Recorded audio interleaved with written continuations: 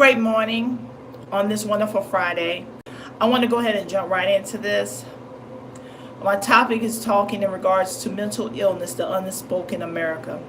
I want to talk about what is currently happening, why it's happening, and what are some solutions that we can implement as individuals as well as within our government body to combat the unspoken American issue that is plaguing us and is becoming a situation that is so vital that we as people do not either talk about it or either we don't know how to talk about it.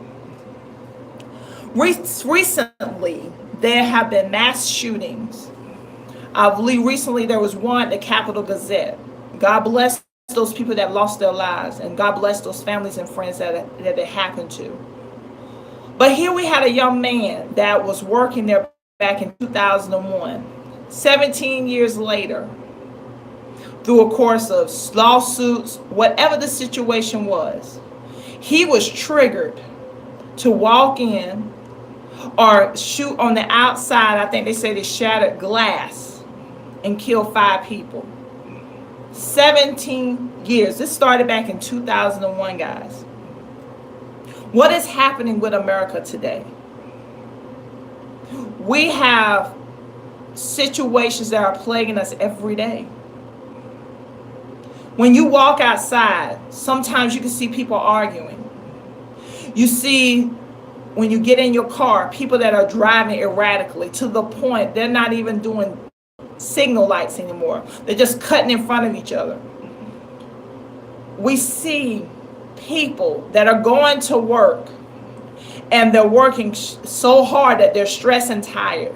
We see divorce on a rampage where people that was in love with each other don't even fight to stay in their marriages for one little simple conflict.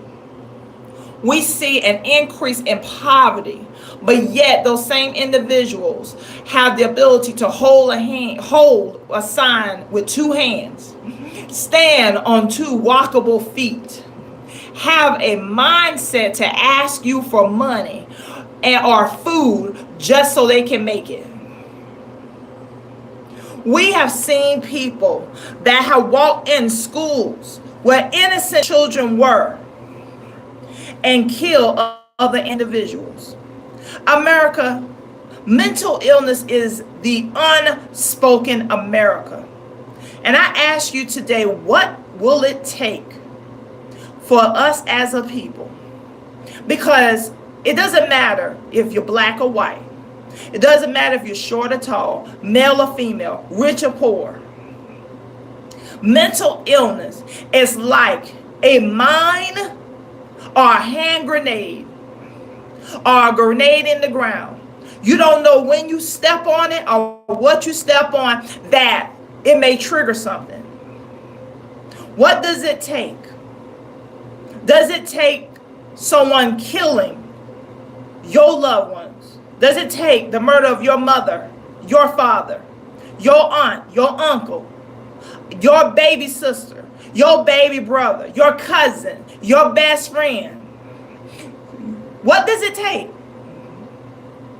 What will it take? How close does it have to get to your home for you to react before saying, oh, well, if it ain't happening to me, this is unfortunate, but it ain't happening to me? Does it take that you go into a grocery store and all of a sudden somebody just start ringing bullets and you don't even know who they are?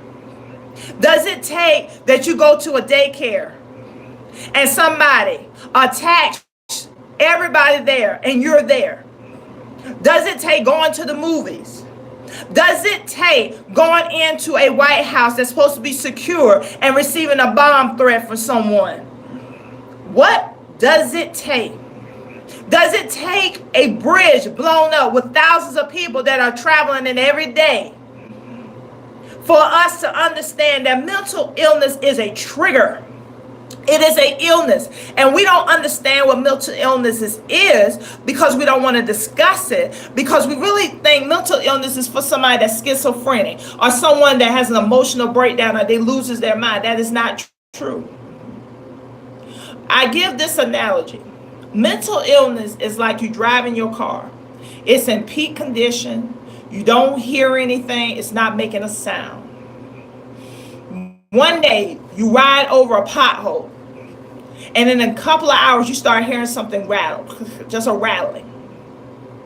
You take it to the mechanic. The mechanic said, "Oh, your bolt's a little bit screwed, a little bit loose.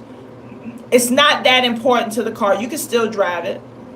I can fix it to save major repairs later, or you can continue to drive and bring it whenever." Sometimes life situations, with all the stress of working and trying to make it, just trying to keep yourself above ground. Oh, I feel you. Sometimes life will throw you a obstacle or a loop. Sometimes life will throw you off guard with something you thought you could handle, you couldn't. Divorce, death of a loved one, violence, theft, working overtime, jealousy, stressful relationship that's not working out. All of those can be triggers. You cannot like somebody and it can cause you the trigger to say something that is not rational. It'll make you think something not rational. When I watched recently Maxine Waters and her conversation and what she's saying, that gave me great concern. And I got up here and I told you, don't do what that woman's telling you to do. Because that comes from something personal, something triggered. She hit a pothole in the road. And all those things came out of her mouth. And like I said, I did say I want her to be removed. But I also believe that she needs an evaluation. She needs to talk to somebody. Because when you are in a leadership position or a place of influence, you have a lot of stress on you. You have to negotiate. You got to look at laws. You are always in the limelight of something. You're always doing something. You always got something going on. You're speaking here. You're speaking there. You're trying to get policies pushed. You're trying to do that. But guess what? Life, that's a form of life happening. And as a result, when life happens, sometimes we run into what I call a pothole. And it's something that's triggered in our mind. Something that is due maybe from stress. It could be due from a number of things that we have yet not resolved.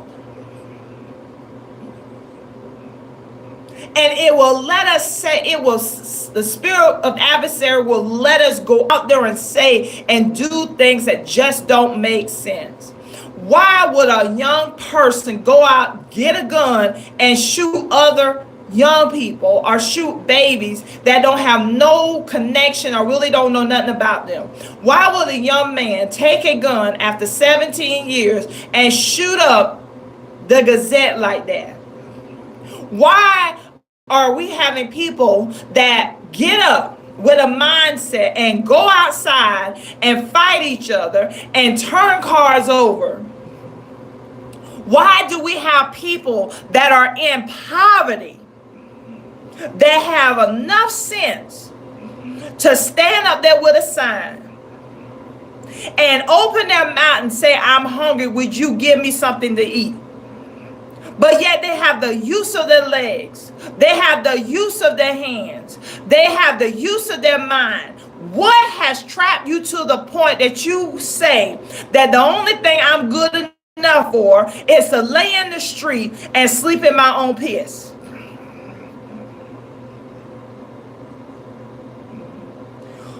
I give another example. I say, when you say 1 plus 1, we typically say the normal answer is what? 2, right?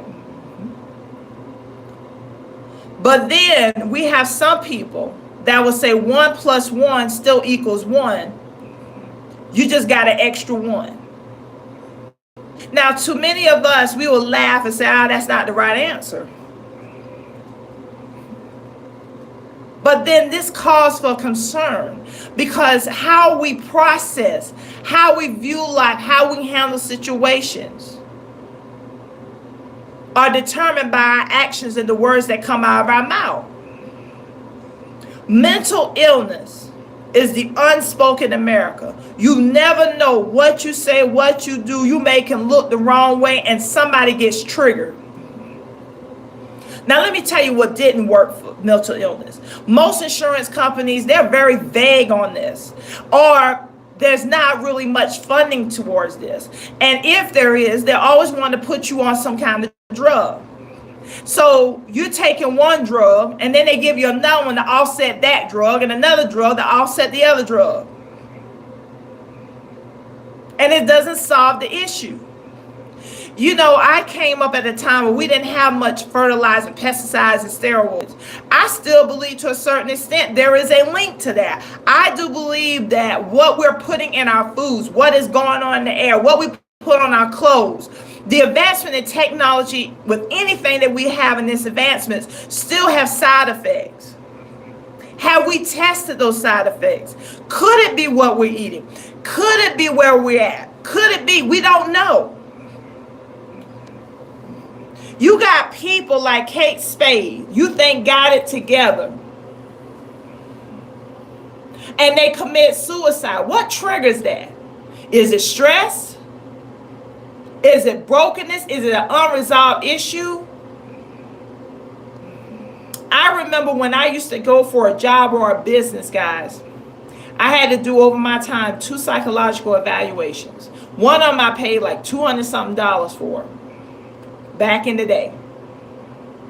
And a professional evaluated me whether or not I was capable of leading people, whether or not I had the mental capacity to separate and to rationally think situations out, even if it becomes a heated situation. And I said, fortunately, I passed those. And when I had recently the situation with my job, I went to a therapist because I hit a bump in the road. I couldn't shake it out. And it was good to talk to somebody that was professional enough. I had to be willing enough to be vulnerable enough to talk it out. And what she did was she provided a way for me to get whatever bump in the road that I had out. Think of sometimes issues, death of a loved one, broken relationship. Think that sometimes that it's like driving a car and then all of a sudden you get in a mud hole, excuse me. And when you get in that mud hole, you keep trying to get that tire out, but all the tire is doing is spinning. And it's just making the car roar more. Some of us are spinning and we're going nowhere. But what a professional does is that their skill, their purpose to recognize and help you wiggle and help you pull yourself out like a tow truck or like someone else that helps you to pull your car out of that mud hole so you can get back on track. The Obamacare was awful. The high deductibles, the accessibility, the greediness of the insurance companies, the way it was set up, it was totally unfair.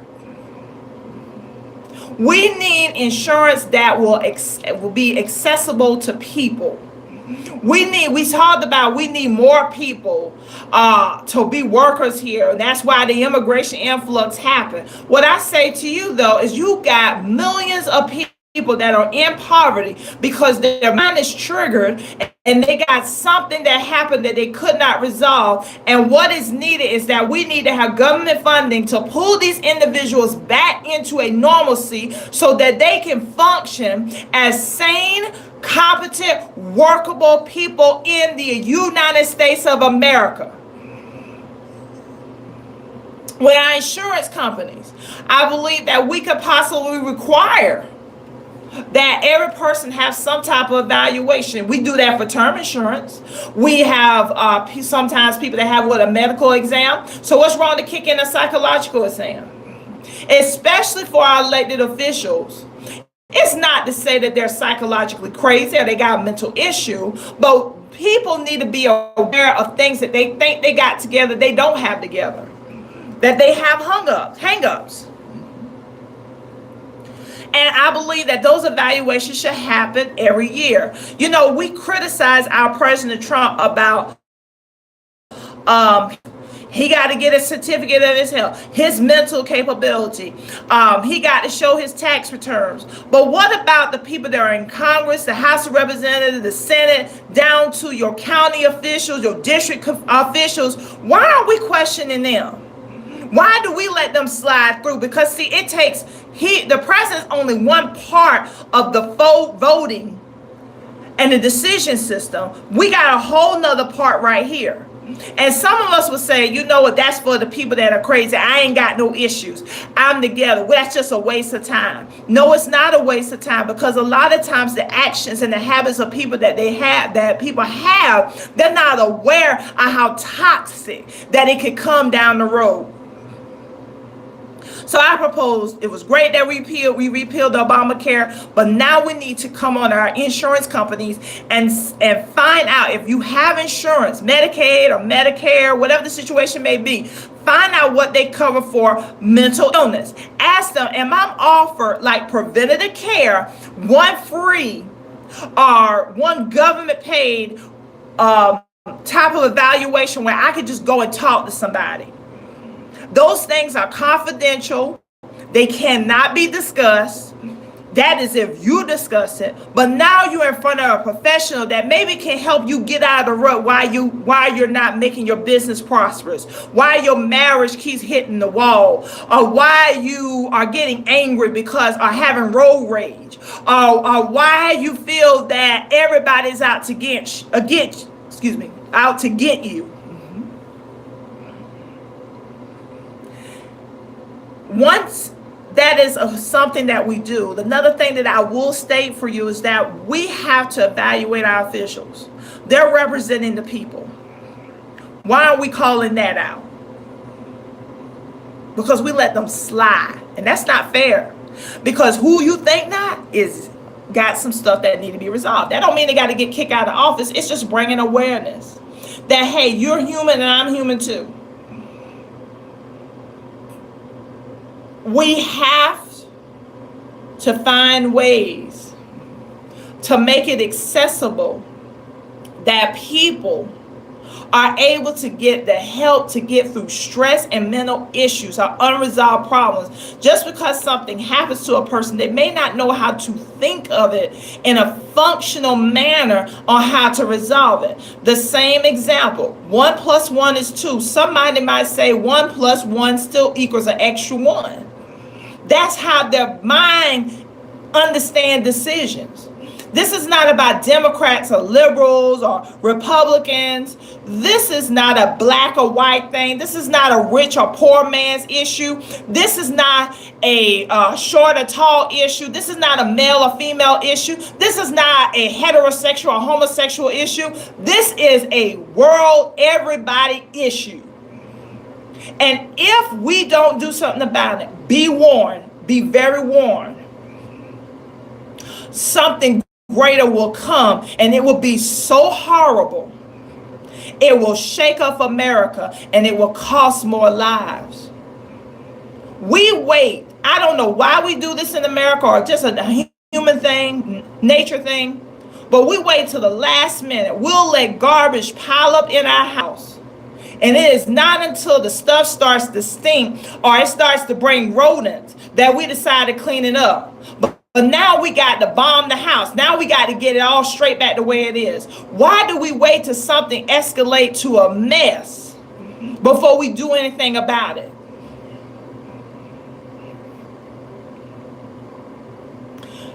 At the end of the day, number one, this is what I'm recommending. Number one, first of all, we got to admit it's not about gun control. This is not about he say, she say. This is about individuals that having a hard time resolving situations. Maybe there's unresolved issues. Maybe there's a trail. We don't know. Everybody's story is written differently in their lives. But one thing about it is when somebody acts out in mass shootings, in violence, in attacking police officers, or police officers attacking civilians, unarmed civilians, whatever the situation may be, is coming from what? Somewhere. And it is being triggered by something in the mind, something in the spirit. We talk about Christianity and various religions that talk about love. Well, we got to love more, forgive more, and we got to reach more. It can't always be about the mighty dollar. A lot of things that we're looking, why bring more in when we can fix what we got right here by a simple conversation? Sometimes people just need someone to talk to. And I hate to say it, your friends, your family, even your pet can't always do it for you. You need someone that has the professional, they've been trained, the professional capability to be able to kind of bring you back. And if it takes a little bit longer to bring you back, accept the responsibility that you don't want to be somebody that's going to be a danger to society, and you go and get yourself institutionalized. We have prisons that are overflowing, but yet we don't want to put people in mental institutions. Number two, we have to be able to look at our insurance policies, look at what our healthcare is saying, do it privately. Ask them, like, listen, I would like to go for an evaluation. How much that costs? Usually, they're not as expensive that you think they are. And just have a conversation. Build that relationship with someone who's a professional.